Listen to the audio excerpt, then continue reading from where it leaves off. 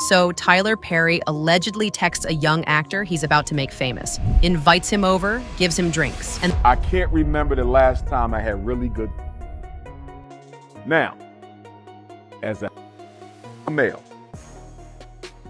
if another man sends me a text telling me he can't remember the last time he had good, I already know that that ain't somebody I need to be around alone, because he clearly got the wrong idea about me. But here's what people are finally connecting. This isn't one accusation. This is a pattern. And one man just stood up and said it. I got into bed and then I noticed that he climbed into bed with me as well and started rubbing my leg. And I jumped up out of bed and But here's what nobody is connecting. Welcome back. This is the moment everyone in Hollywood knew was coming, but hoped would never happen out loud. Larenz Tate, one of the few men in this industry who actually walked away intact, just weaponized everything he knows. And he did it while calling out something people have whispered about for decades, but never dared to document. Tyler Perry, young male actors, a pattern that goes way deeper than just bad behavior on a film set. Let's start with who Larenz Tate actually is, because that's the foundation of everything that follows. He came up in the 90s, menace to society, young, talented, the kind of kid who should have been groomed straight into the machine, but something happened. Or more accurately, something didn't happen. His family kept him anchored, Chicago kept him real, his mother, his father, his roots, they all stayed louder than the industry's whisper. Everything that happens in a business that's based off of pretend, that seems like a setup is. Everything that happens in a business, everything that happens in a business that's based off of pretend, that seems like a setup, is. Yes. What I'm saying is, if Jussie Smollett and Lee Daniels for a living make stories that are not real, and they make them so good that people believe them and buy them, and that's what business they're in, why would you think it would be weird if they flipped out and said a story that turned out to not be true? That's not arrogance, that's survival instinct. He was 17 and he already understood that the business wanted to reshape him into something marketable, something palatable, something controllable. He refused. Fast forward 3 decades. Larenz has aged out of the business the way it wanted him to. Fewer roles, fewer opportunities, the exact pattern he'd been warning about his entire career. But he stayed working. He stayed building his family. He stayed whole. And that's precisely why his voice matters right now. Because Larenz Tate is one of the few men in Hollywood who actually escaped, who didn't get swallowed, who can speak about the system from the outside looking in, not as someone desperately trying to stay relevant or protect his position. Now, here's where the Tyler Perry conversation starts getting specific. For years, Larenz and others have been sounding the alarm about one thing: the systematic devaluation of Black male actors, not just in terms of paychecks or career trajectories, but something far more dangerous: control. I felt like my truth was being with directors who understood me, who trusted me, and we did not have to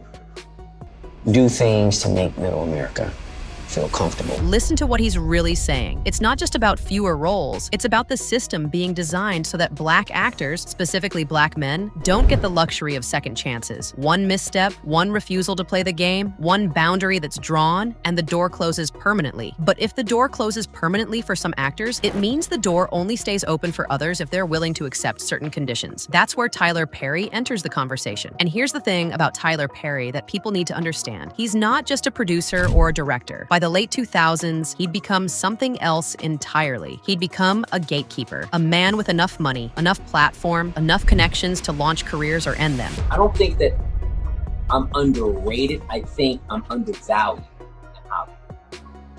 And I think a lot of Black folks are undervalued, who put in the work, who put in the time, who are certainly undervalued. And, you know, I could see that there's in mainstream Hollywood, if you will, you can see actors from the 80s and the 90s, and you hadn't seen them in 10, 15, 20 years, can find a way to resurrect their career again. You know what I mean? There's always a second, a third, a fourth, a fifth leg and chance to get on that on that journey again.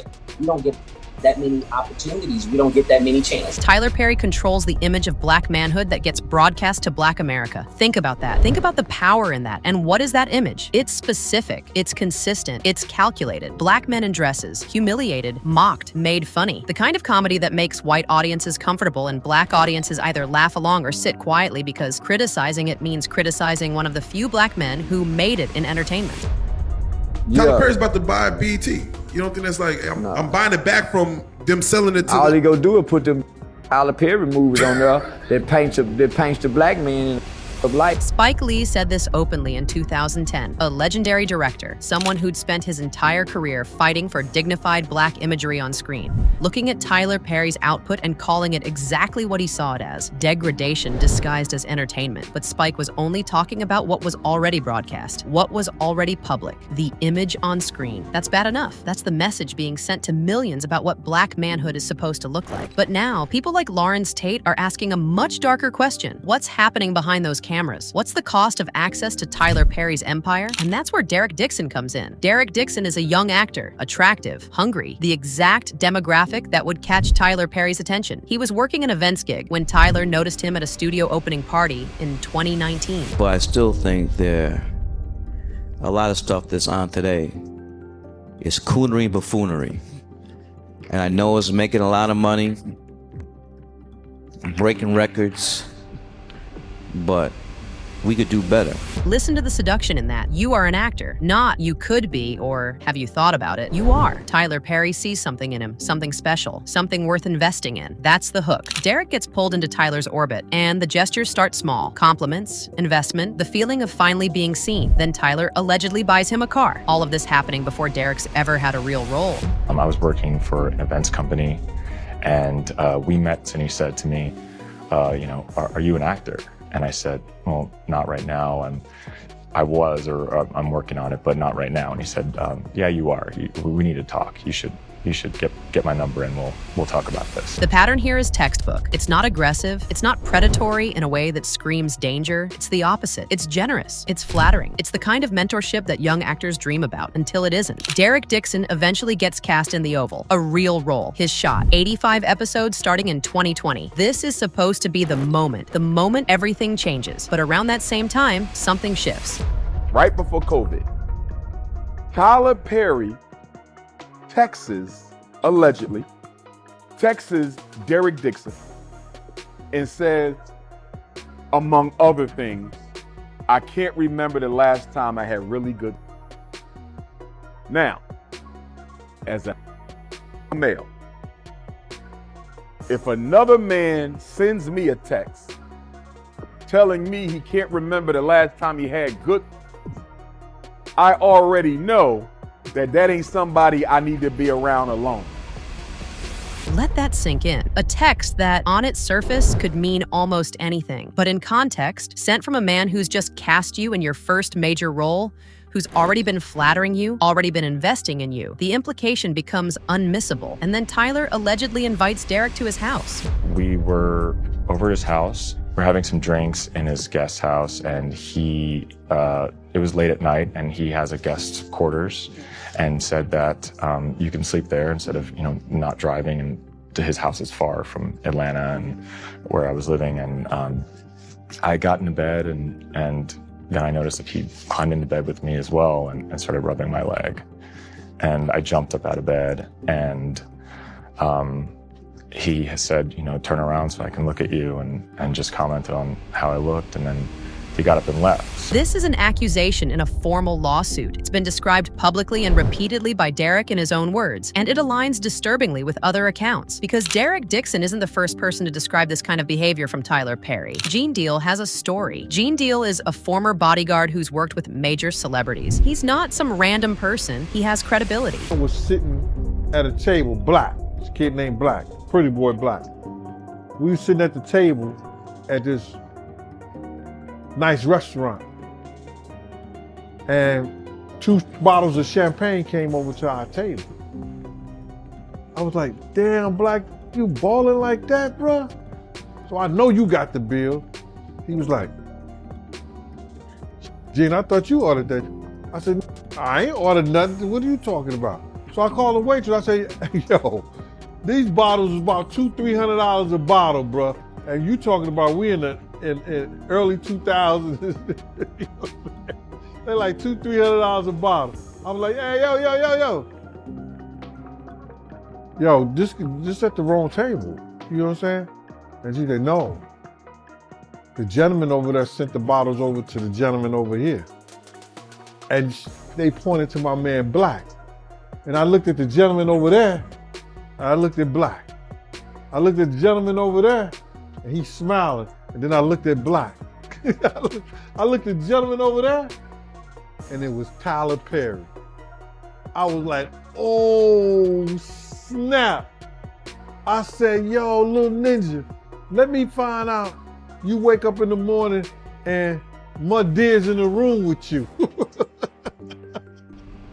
Man, he sent my man 2 bottles of champagne over. Gene is describing a pattern of behavior. Tyler Perry allegedly using money and gestures to court young men, targeting specific individuals, making moves that would only make sense if Tyler had a particular agenda. And here's the thing. Multiple other insiders describing similar shapes of behavior, and Larenz Tate, who spent his entire life staying outside the system, finally saying what everyone in the industry already knows. Nothing in Hollywood is accidental.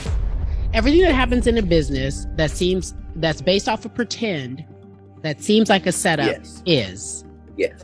What I'm saying is, if Jussie Smollett and Lee Daniels for a living make stories that are not real, and they make them so good that people believe them and buy them, and that's what business they're in, why would you think it would be weird if they flipped out and said a story that turned out to not be true?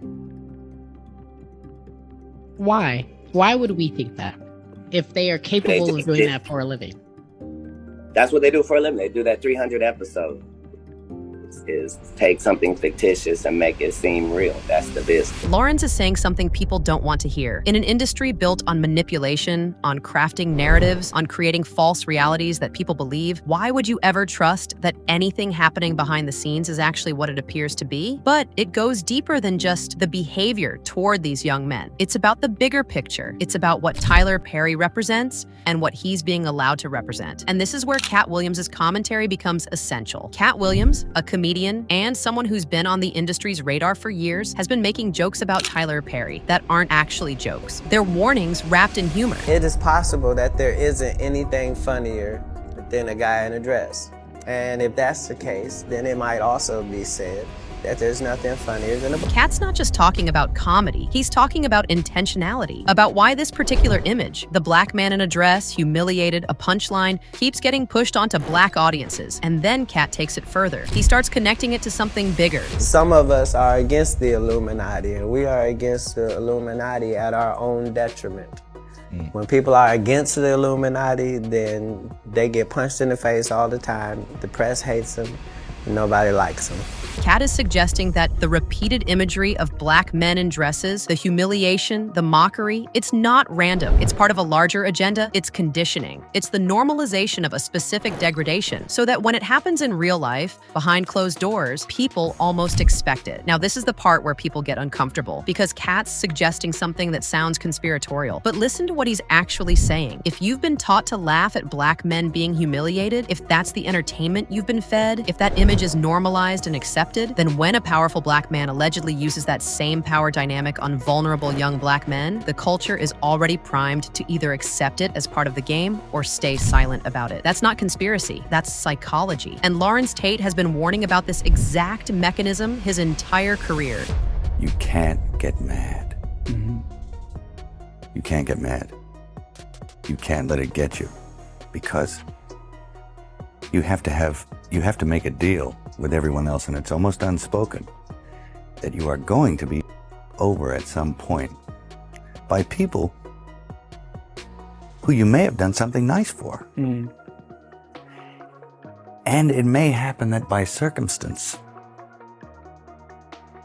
or even very purposefully, that you someone over. But that shouldn't get in the way of you being able to sit down and have fun with them. Am I on the right track? You can't build a resentment about it. You have to still try and love those people. Yeah. Because that's the way they're thinking. Because it ain't personal. No, it's not personal. They don't really mean to hurt you. Larenz is describing something that everyone in Hollywood quietly accepts. You will be betrayed. You will be used. You will have people hurt you. And you're expected to smile through it because that's the price of admission. That's not just about career setbacks or lost roles. That's about creating a culture where exploitation becomes normalized, where young actors are taught to accept uncomfortable situations because that's the business, where saying no means getting blacklisted. He's describing surviving an industry built on that dynamic. But not everyone survives it intact. Not everyone has a family to go home to. Not everyone has the kind of confidence that comes from staying grounded in who you are before the industry tried to reshape you. Derek Dixon was 17 or 18 when he met Tyler Perry, young enough to be shaped, hungry enough to take risks, the exact person who should have been protected, but instead found himself in a situation where a man with power allegedly made a move that violated his boundaries. And when Derek supposedly said no, what happened? The lawsuit suggests escalation, multiple allegations, a pattern that continued. This is what systemic control looks like. A young actor who needs Tyler Perry's platform, a man who's already demonstrated he has power and is willing to use it, an isolated house, alcohol, the kind of setup that eliminates every exit except compliance. And when Derek allegedly rejected the advances, according to the lawsuit, Tyler's behavior became aggressive. But here's what's important. Derek Dixon had something that not every young actor has. He had the courage to file a lawsuit. He had legal representation. He had his story documented in a formal complaint. How many other young men found themselves in similar situations but didn't have that protection? How many stayed silent because they believed the lie that this was just how the business worked? And that's the vulnerability Tyler Perry has been exploiting. A system that already devalues black male actors creates desperation. Desperation creates vulnerability. Vulnerability creates opportunity for men with power and predatory intent. Tyler Perry didn't invent this system, but he's weaponized it in a way few others have had the platform to do, because Tyler Perry isn't just a director. He's not just a producer. He's the gatekeeper for a specific version of black entertainment. He owns the studio.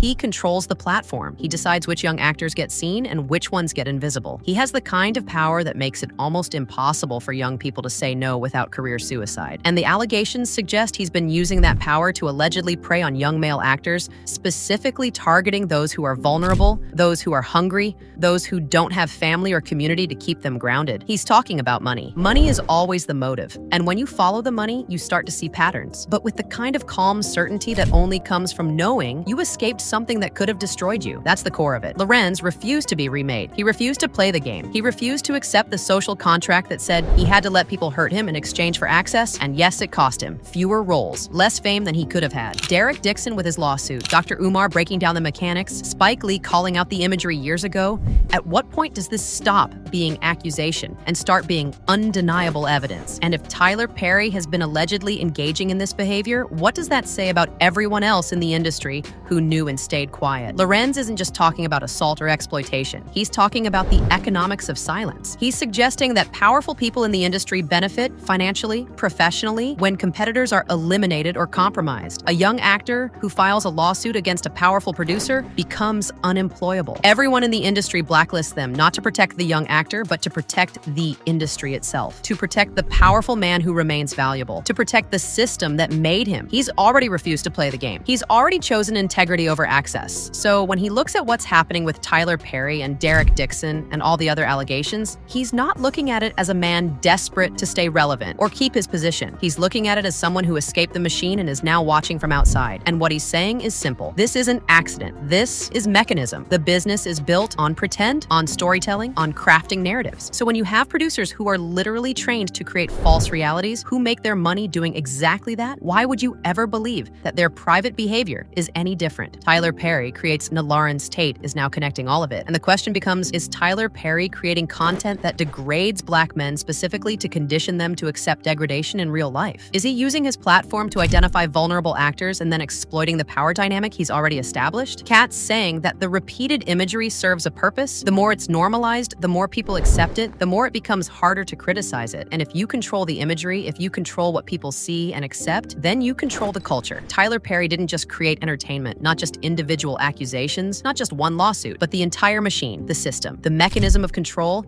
And he's saying it while staying grounded, while refusing to perform outrage, while speaking with the clarity that only comes from having already decided you were worth saving from that machine. He stayed in his truth. He found directors who understood him. He refused to be remade. That's what survival looks like. But not everyone gets to make that choice. Not everyone has a family strong enough to keep them grounded. Not everyone has the confidence to say no to a man with power. This is about the machine that allowed him to become powerful in the first place. The machine that protects him. The machine that will protect the next one unless we keep talking about it. Share this. Send it to people. Make noise. Because silence is the machine's best tool.